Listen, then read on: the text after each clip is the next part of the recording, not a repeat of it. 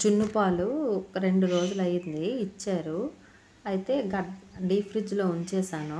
బాగా గడ్డ కట్టేసాయి. ఇగోండి మామూలు నీటిలో ఉంచుతున్నాను. ఇంకా నిండుగా నీటిని వేస్తాను.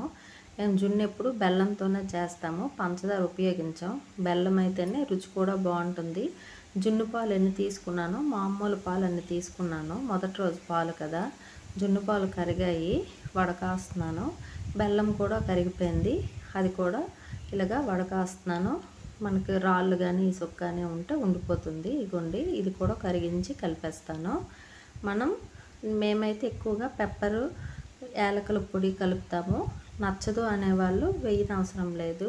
ఇడ్లీ ఎలాగైతే చేస్తామో సేమ్ అలానే ఇడ్లీ చేసినట్లుగానే చేస్తాము.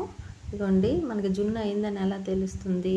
వేళ్ళతో కొంచెం ముట్టుకునేటప్పుడు పాలు అనేవి మన వేలికి అంటకుండా సేమ్ చూసారా? ఇడ్లీ ఎలా మనం అయిందని తెలుస్తుందో అలానే.